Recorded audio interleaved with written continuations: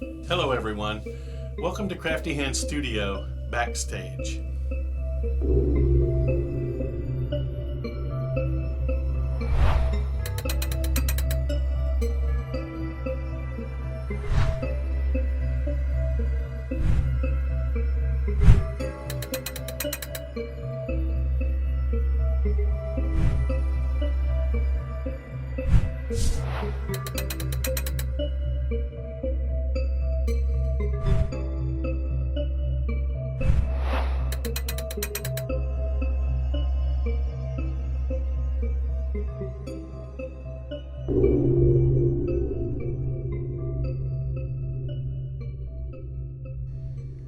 Welcome back to our backstage project, Leaving. We're working on the mix now. As there are going to be so many starting and stopping points during this particular video, I've decided to go just with the on-screen presentation and recording of my voice as we go along. Last week we left off with bouncing from MIDI to audio tracks, and we did one sample. Now, as you can see, all of the MIDI files have been folded up and muted into this folder I created up here called MIDI files to get them out of the way.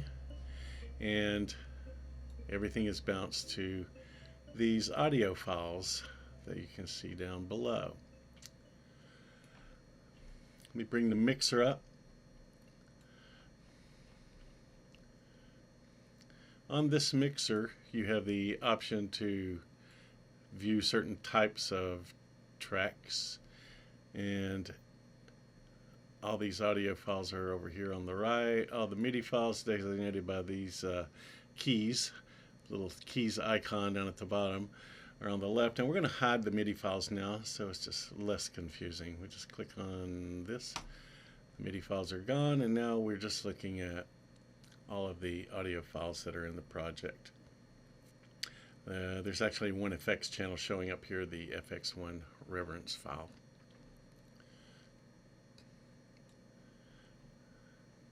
One of the first things to do is clean up the low end. The purpose of the mix is not just to establish levels of volume between the different parts, but also to use equalization to carve out sections of the frequency spectrum where the different parts can live happily in their own little space.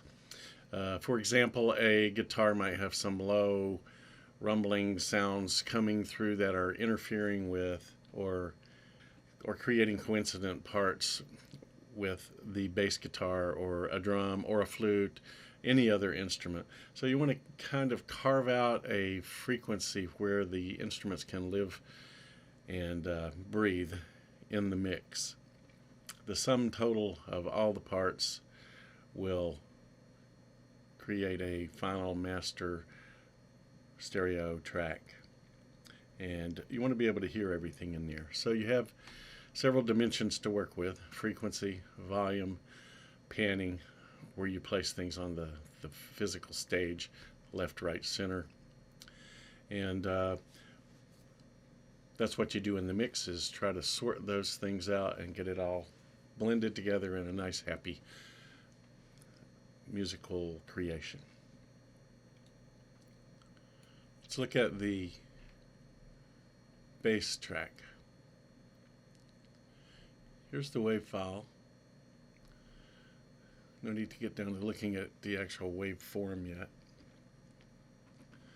Actually, one of the first things I'll do is try to establish good recording levels on the mixer, and then we'll go to notching out some low-end, potentially conflicting low-end frequencies. So, going to solo from the top down. I'll just do this to one track so you can see how we're doing it. First track is the piano. So we'll solo the piano track, the audio version of the piano track. Let's play some.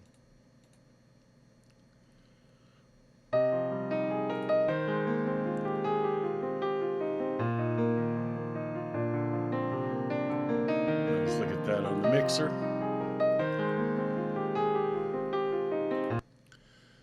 You can see this is our fader that we'll be using to control the level. This represents the pan. It's set for center right now. You can see on the channel strip that this particular track is soloed. It's armed for recording, which we don't need. And up here is our gain, our input gain. It's best to start with all of your faders set to 0, nominal output, because that's the best range for working on a mix. And then to get the levels, you want them to hit somewhere in this range right around here, just above or below the 0 dB indicator on the channel. And it's best to adjust that by changing your input gain. So we'll play a little here.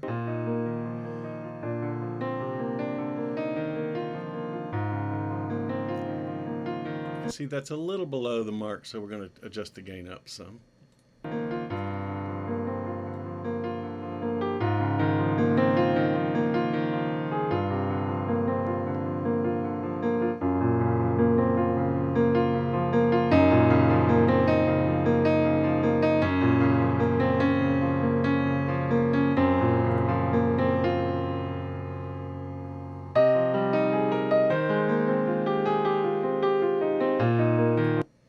That looks pretty good. Now it's at minus 3 dB on the peak. That means that the loudest part of the piano that has played thus far is hitting at minus 3 dB. We like that. We would perhaps want to keep it even lower. But we'll also have a master fader where we'll deal with the loudness wars issues. Right now I have my master set to minus 4 dB.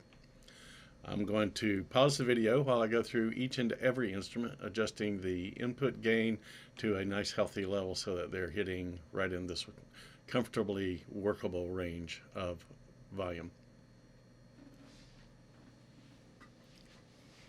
Okay, now I've gone through and I've corrected the gain stage on the mixer to get nice levels.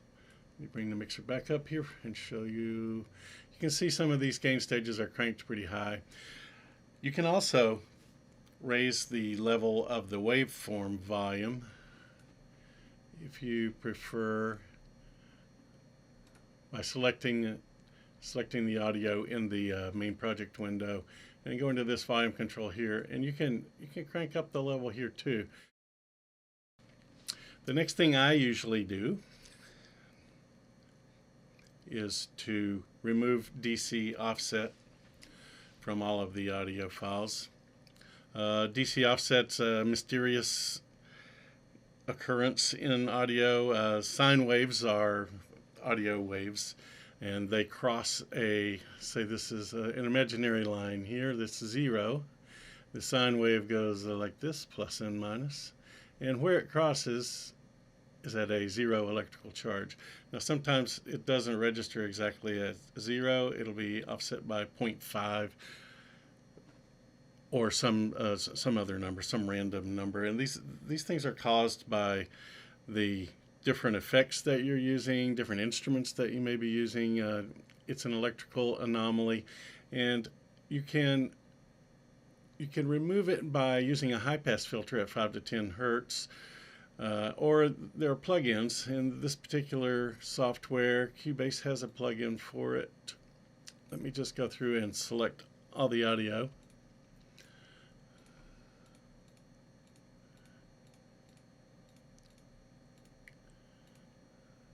I want to miss that little flute there.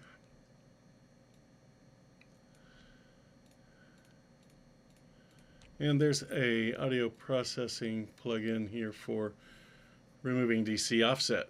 Boom. We'll just let it cycle through, and without knowing for sure even if there was any, it certainly doesn't hurt to process the audio to remove any detectable DC offset. Next on the list of things to do, also in the low end, it's where you'll get some rumble and distortions. Let's pick a track, something that would typically have some anomalies or low harmonic distortions would be like these low strings. So let's solo that track, and we'll select a section of the audio that has those playing, and we do have that here, the low strings. They're soloed, and I have a loop set up for it. Let's just activate the loop. Now what we'll do is have a look at it on a scope. We'll use span. I've already loaded it up. It's going to show us the frequency response. I'm using a low frequency inspection setup in span, and I don't see a lot of ugly stuff going on down here, so I think we're okay. Don't really need to worry about low pass or high pass filtering that. That's not always the case. So what I will do is look at each of the instruments.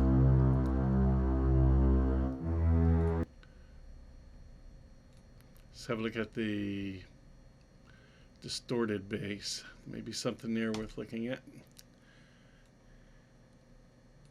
I have to change to a section of the song that has the bass playing and loop it.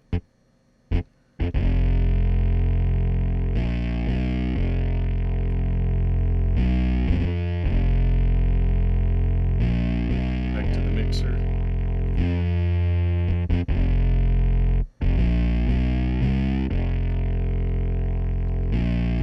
And have span there.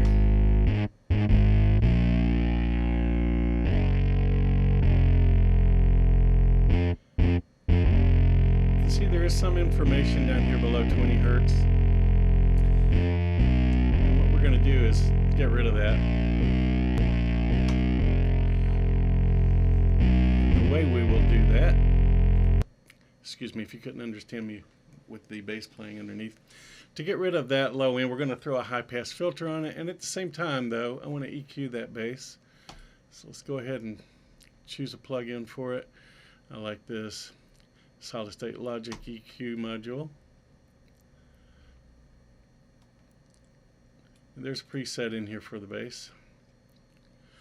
You can see here there's a high pass filter section. We'll just select that, and we're going to high pass at 20 hertz.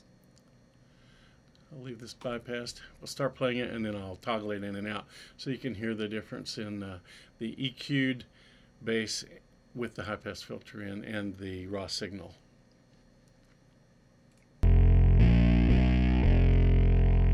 Introduce the plugin.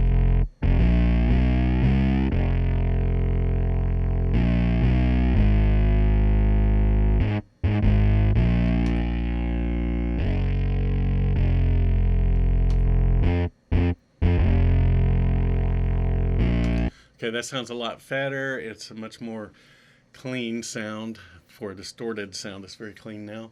And what I'm going to do now is go through every track and look for low-end anomalies and apply a high-pass filter where I think it's necessary. So I'll pause the recording again until that's done. Back in a minute. Okay, I've gone through and using EQ plugins, assigned a high-pass filter where I thought it was necessary to clean up the low harmonic distortion, if there was any, in fact. But again, it's better to be safe than sorry, in my opinion. So I use a plugin from a Trident board. It's called Trident A-Range for most of my EQ. Let's pull the mixer up here. You can see almost all of the channels now have an EQ put in there. There's a few things that I didn't think needed EQ. This drum track I'm saving, I have to work on it some more. I fooled around with this some, but I'm not finished with it yet, so I don't want to spend any more time today doing that. Let's look at something that you can notice the difference on, probably let's say the string part. Looks like we're in a good place for that. I'll solo the strings, the cinema strings and the low strings, so you can hear those playing here.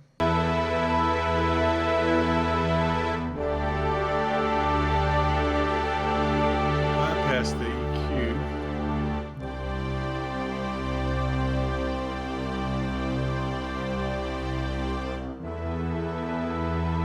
Add the EQ to the higher strings.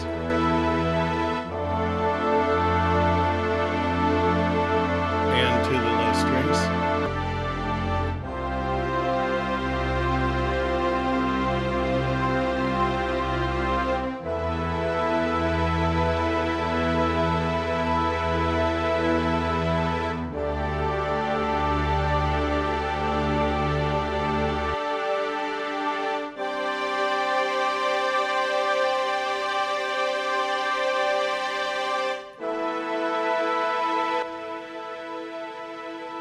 Bypassed. And then inserted.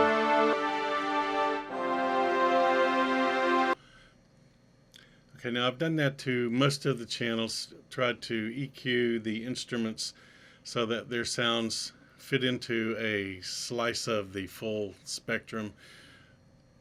Also shaping the sound so that it sounded better than it did just in its native recorded form. Next thing we'll do is start to place the instruments three-dimensionally by using the pan. Let me see if I can do this in real time for you. At least some of it we will. Starting at the beginning of the song, and there we'll have just the three instruments to deal with: the bass, the lead flute, and then four when the counterpoint flute comes in, and the main bed being the piano.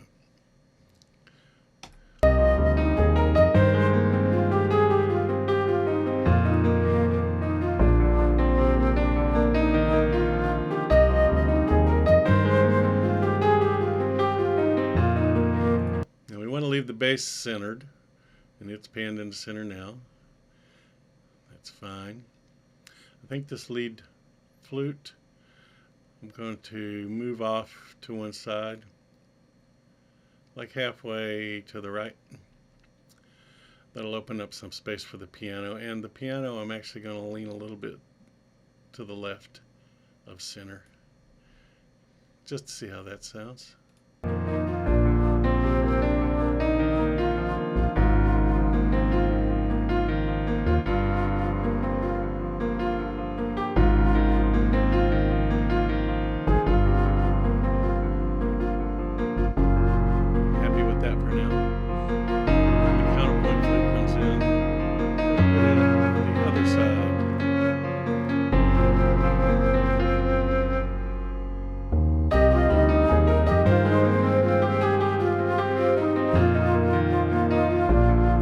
So now that's opened up the flute parts nicely. We have the lead flute on the right and the counterpoint flute answering on the left. Not fully panned right or left, but you can see here the graphic representation.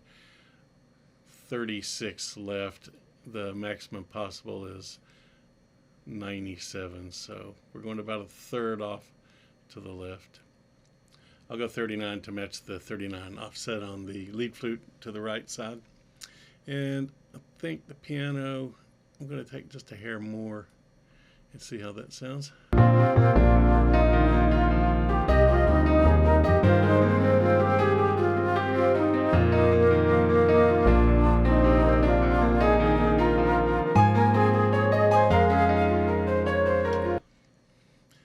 Okay, I like it with just those few simple pan moves. Let's move on to the heavy center section of the song. I'm going to loop this because it'll probably take a while to get it sounding just right. I'm going to play around with the pan moves, recording it live, and I won't speak because you probably can't understand what I'm saying anyway while the music's playing. So just observe the little arrow, and you can see what I'm doing with the pans.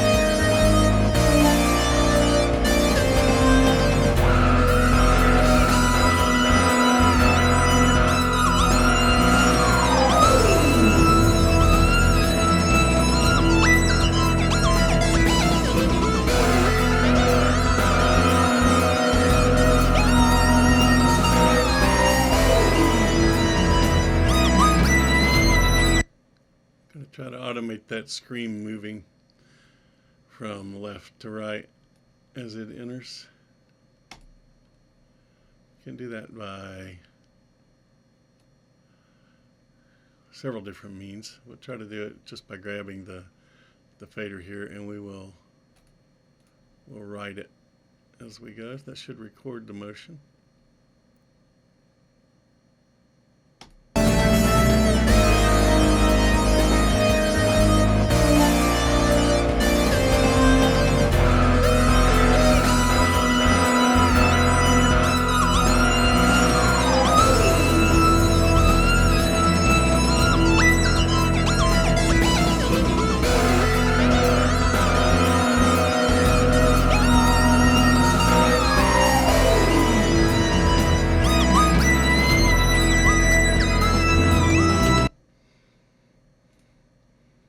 Go back and just make sure it recorded that text screen moving.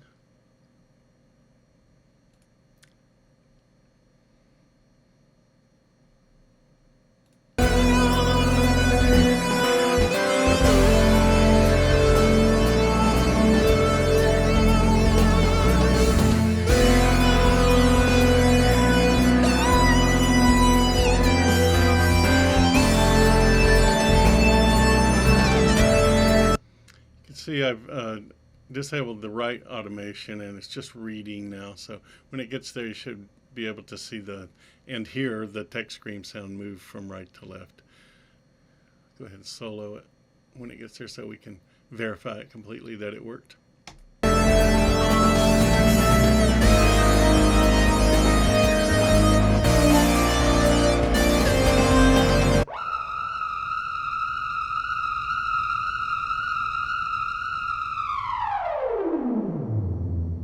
Okay, that did work, so back to the panning.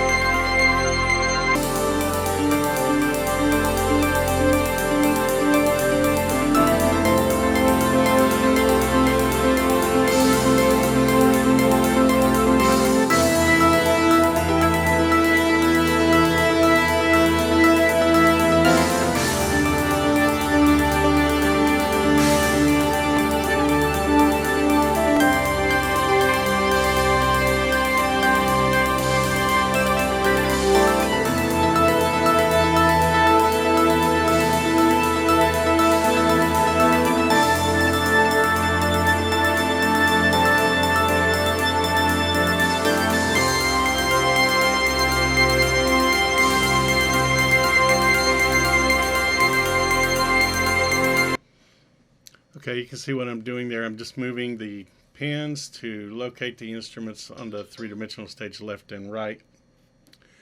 And I'm going to log off and do some more work with that. The plucked harp sound here, I also want to automate with motion, and I'm going to automate fade ins and fade outs on that as well. So that's going to take a while. I'll do that off camera and be back when I've finished. Okay, I've gone through and finished setting the levels. I automated some movement on the plucked harp part in the pan and in the volume.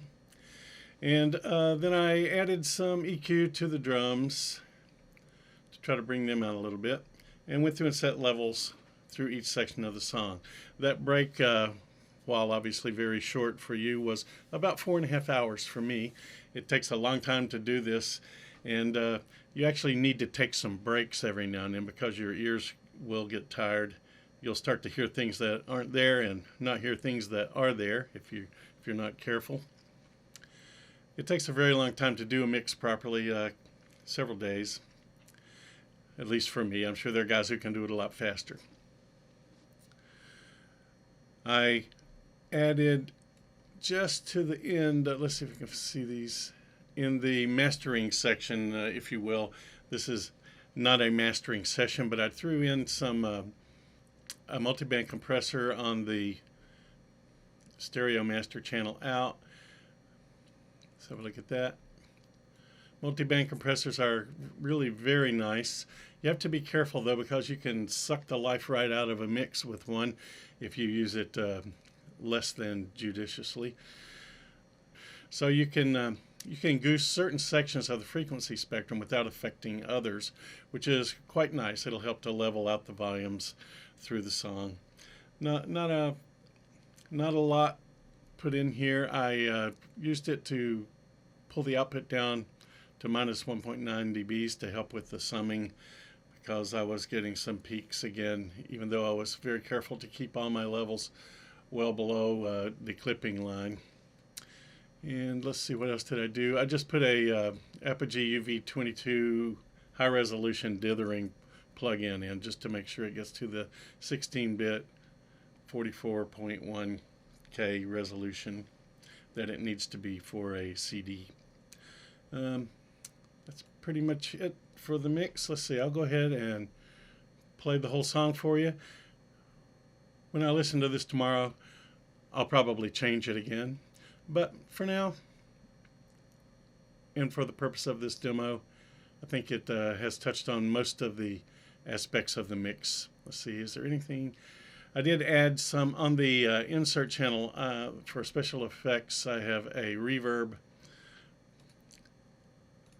Let's see what it is. It's the FX1 reverence module, and I'm using a large Viennese hall.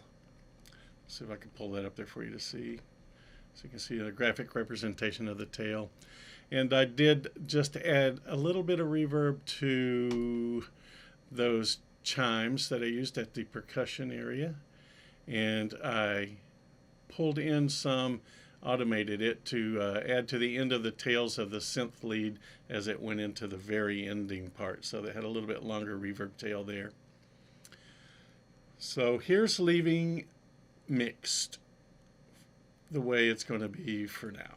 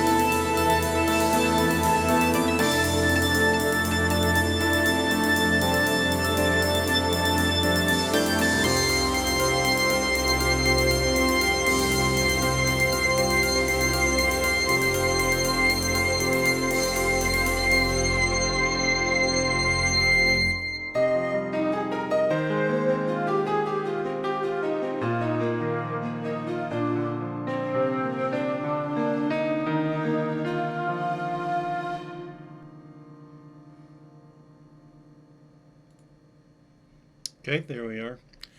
Now we're going to export this as a master file, and then I'll get busy preparing that for you guys to be able to download. Hope you've enjoyed it. Before we export it, we just want to make sure we have enough information collected up there in the selection bar that we don't lose any tails. And I'm going to grab a little extra at the beginning too. We go File, Export, Audio Mixdown, and we'll call it Leaving Master. We don't need to import it in to the project.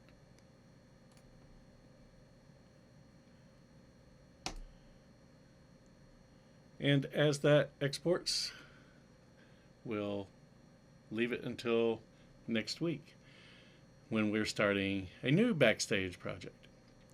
I hope I'm ready for next week. If there's a delay, I'll let you know in the weekly updated email. I think I'll have a good grip on it. Something pretty different from what we've done so far. Thanks for listening. Thanks for watching. And remember to listen to music. It will make you better.